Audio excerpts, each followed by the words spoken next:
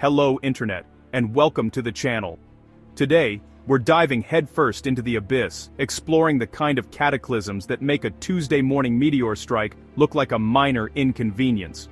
We're counting down the most catastrophic, soul-crushing, and downright apocalyptic events ever imagined in fiction. From the galaxy-spanning civil war of the Horus Heresy, the demonic nightmare of the eclipse, the world-ending march of the rumbling, the universe-having horror of the snap, to the claustrophobic terror of the Ishimura incident, we're looking at disasters on a scale that is, quite frankly, hard to even comprehend. These aren't just bad days, folks. These are civilization-ending, reality-breaking moments that redefine the very meaning of disaster. We're talking about events that don't just kill people, they shatter hope, twist morality, and leave scars on the very fabric of their respective universes. We'll be breaking down the what, the why, and the sheer, unadulterated horror of each one, analyzing the mechanics of the apocalypse and the philosophical fallout that follows. So buckle up, because this is going to be a dark, dark ride into the heart of fictional despair. But as we journey through these tales of ultimate destruction, I want you to keep one very important question in the back of your mind. It's a question that puts you right in the middle of the chaos, forcing you to think not just as a viewer, but as a participant. Looking at the sheer scale of these events, the specific nature of their terror, and the slim to none chances of survival, you have to ask yourself, which of these disasters would you survive? Let's find out. Kicking off our tour of apocalyptic events is a betrayal so monumental it plunged an entire galaxy into a 10,000-year-long nightmare. I'm talking, of course, about the Horus Heresy from the Warhammer 40,000 universe. Picture this. Humanity has reached its zenith, united under a godlike emperor and his 20 demigod sons, the Primarchs. They're conquering the galaxy in a great crusade, bringing enlightenment and a whole lot of laser fire to countless worlds. Everything seems perfect, a golden age of progress and unity. But then, the Emperor's most beloved son, his most trusted war master, Horus Lupercal, turns. It wasn't just Horus though. That's what makes this so devastating. Seduced by the malevolent forces of chaos, Horus convinced half of his brother Primarchs and their legions of superhuman space marines to join him in open rebellion. This wasn't a simple coup, it was the ultimate family drama played out on a galactic scale. Brother against brother, legion against legion. The Imperium of Man, this vast shining beacon of human achievement, literally tore itself in half. Worlds that had known peace for centuries were burned to ash. Their populations slaughtered by the very heroes who had once liberated them. The scale of death is almost impossible to calculate, numbering not in the billions, but in the quadrillions. The Horus Heresy represents the death of a dream. It's the moment the bright future of humanity was extinguished and replaced by an eternity of war, stagnation, and superstition. The conflict culminated in a siege of Terra itself, the heart of the Imperium, and a final tragic duel between the Emperor and Horus. Though the Emperor was victorious, he was mortally wounded, forever interred on the Golden Throne, a psychic lighthouse powered by the daily sacrifice of 1,000 souls. The traitors were defeated but not destroyed, fleeing into a warp rift to wage their long war for the next 10 millennia. It's a catastrophe that never truly ended, its aftershocks defining every single aspect of the grim, dark future. From a war that spans galaxies, we now shrink our focus to a single, terrifying moment that feels just as infinite in its horror, the eclipse from Kentaro Miura's masterpiece, Berserk. This isn't an event of armies and fleets, but of personal betrayal manifesting as a supernatural apocalypse. The setup is crucial. We follow the Band of the Hawk, a legendary mercenary group led by the charismatic and impossibly ambitious Griffith. For years they've been a family, forged in the crucible of battle with our protagonist, Guts, as their champion. They achieved the impossible, rising from commoners to nobles. They are on top of the world, but Griffith's ambition knows no bounds. After a series of tragic events lands him broken and tortured beyond recognition, he's left with nothing but his dream. And to achieve that dream, he makes a choice. Using a demonic artifact called the Behalit, he triggers the eclipse, a sacrificial ceremony that drags him and his loyal soldiers into a hellish astral plane. The sky turns into a screaming face, the ground writhes, and an ocean of grotesque demons, the Apostles, rises to feast. This isn't a battle, it's a slaughter. The Band of the Hawk, Some of the most formidable warriors in the world are reduced to terrified prey. The purpose of this ritual? For Griffith to sacrifice everyone he ever cared for, his friends, his family, in exchange for power. He offers them up to be tortured, devoured, and violated in the most horrific ways imaginable. Also, he can be reborn as Femto, the fifth member of the demonic god hand. Only Guts and his love, Casca, survive, but not without being physically and psychically scarred forever. The eclipse is the ultimate violation of trust, a horrifying statement on the price of ambition. It's a deeply personal apocalypse where the monster isn't some alien force, but the person you once trusted with your life. The horror isn't just the gore, it's the absolute, soul-crushing despair of it all. Now let's talk about an apocalypse that is, honestly, slow, methodical, and absolutely unstoppable. It's the kind of disaster you can see coming from miles away, a moving wall of death that just erases the world beneath its feet. I'm talking about the Rumbling from Attack on Titan. For most of the series, the conflict is pretty much stuck on Paradis Island, where it's this desperate fight for survival against man-eating giants. But then, the truth comes out. The world outside not only exists, but actually hates and fears the people of Paradis, the subjects of Ymir, and wants them completely wiped out. Faced with the imminent destruction of his home, Eren Yeager makes a terrifying choice. He decides to fight fire with fire, or more accurately, fight global genocide with, well, global genocide. Using the power of the founding Titan, Eren unhardens the millions of 50-meter-tall colossal titans that make up the walls of Paradis Island. He then commands this army of giants to begin a march across the entire planet.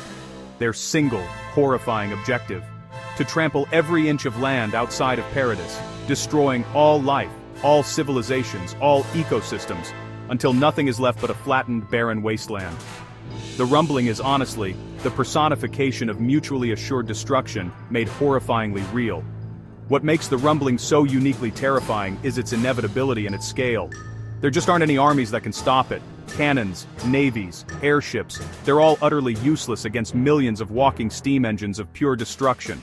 You can only watch as the horizon fills with these monstrous figures, the ground shaking with their approach, knowing that your city, your country, and your entire world are about to be turned into red paste. It's a slow-motion apocalypse, a deliberate act of global eradication born from a cycle of hatred and fear. It really forces the audience to confront an impossible moral question: can evil ever be justified to stop a greater evil? The Rumbling is the horrifying, earth-shattering answer. From the loud, earth-shaking terror of the Rumbling, we move to an apocalypse that was, for most of its victims, completely silent. It was instantaneous, random, and perfectly balanced. I am, of course, talking about the Snap, or, if you want to get technical, the Decimation, from Marvel's Avengers: Infinity War. For 10 years and over a dozen films, the Marvel Cinematic Universe built up the threat of the Mad Titan Thanos. His goal was singular, and in his own twisted mind, merciful, to bring balance to a universe he believed was overpopulated and basically consuming itself to death. His solution was as simple as it was horrifying. After collecting all 6 Infinity Stones, artifacts that grant the user complete mastery over power, space, time, reality, soul, and mind, he assembled them into the Infinity Gauntlet, and with a simple snap of his fingers, he erased 50% of all living creatures in the entire universe from existence. Not killed, not teleported. They just ceased to be. They crumbled into dust, leaving behind nothing but confusion, grief, and a universe suddenly, terrifyingly empty. Friends vanished before their partners' eyes. Children disappeared from their parents' arms. Pilots turned to dust mid-flight, causing their planes to crash. The true horror of the Snap is its sheer impartial randomness and its psychological devastation. It wasn't a war you could fight or a disaster you could flee. It just happened. One moment you were there, the next you were not. For the survivors, the world became a ghost town overnight. Imagine the trauma. Half of everyone you know and love is gone. Global governments and economies would collapse instantly. The infrastructure of society would grind to a halt. The snap is a quiet catastrophe that attacks the very fabric of society and the sanity of the survivors, leaving behind a universe haunted by the ghosts of the vanished and a profound collective sense of loss that would echo for years. Our final disaster brings the scale way down, from the entire universe to the claustrophobic corridors of a single ship. But don't let the smaller scale fool you. This is arguably the most viscerally terrifying event on our list. Welcome to the USG Ishimura, the setting of the Ishimura incident from Dead Space. The Ishimura is a planet cracker, a massive industrial mining ship, the largest of its kind. Its mission, to illegally mine the planet Aegis 7. But what they found there was not just minerals. They found the Red Marker, an alien artifact that promised limitless energy, but delivered an unspeakable plague. The marker emits a signal that causes paranoia, dementia, and violent hallucinations in living beings, driving the ship's crew to madness, murder, and suicide. But that's only the beginning. The marker's true function is far more sinister. It triggers a recombinant DNA process in dead organic tissue. Every corpse on the Ishimura, and there are a lot, is gruesomely reanimated, twisted, and reshaped into a monstrous creature called a necromorph. These aren't zombies. They're abominations of flesh and bone, with bladed limbs, explosive sacs, and a singular purpose: to kill and create more corpses, to spread the infection. The Ishimura incident is a perfect storm of psychological and body horror. You're trapped on a derelict starship miles from any help, surrounded by the mutilated bodies of your former crewmates who now want to tear you limb from limb. The very air is filled with whispers from the marker, trying to break your mind. The only way to fight these things is strategic dismemberment, forcing you to get up close and personal with these nightmares. It's a slow, agonizing descent into hell where the environment itself is your enemy, and every shadow could hold a new, uniquely grotesque form of death. It's not just a disaster, it's the complete and total corruption of life itself. And there you have it. 5 of the most brutal, world-ending and soul-destroying catastrophes in all of fiction. From a galactic civil war fueled by betrayal, a demonic sacrifice born of ambition, a genocidal march to end all war, a silent snap that halved the universe, to a biological nightmare trapped in a metal coffin. Each one represents a different flavor of apocalypse, a unique brand of horror that challenges our ideas of survival, morality, and hope. They are testaments to the dark creativity of their authors, crafting scenarios so dire they make you appreciate the relative calm of our own reality. These stories do more than just shock us, they make us think. They push us to consider the darkest parts of human nature: ambition, hatred, fear, and the catastrophic consequences when they're taken to their absolute extremes.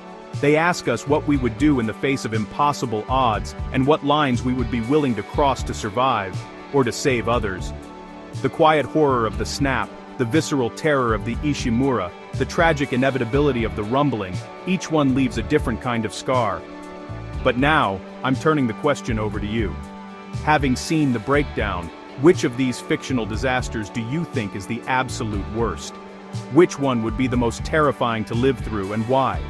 Is it the personal betrayal of the Eclipse, or the incomprehensible scale of the Horus Heresy? Let me know your thoughts down in the comments below. And if you enjoyed this deep dive into fiction's darkest moments, make sure to hit that subscribe button and ring the bell so you don't miss our next theory. But hey, that's just a theory. A game theory. Thanks for watching.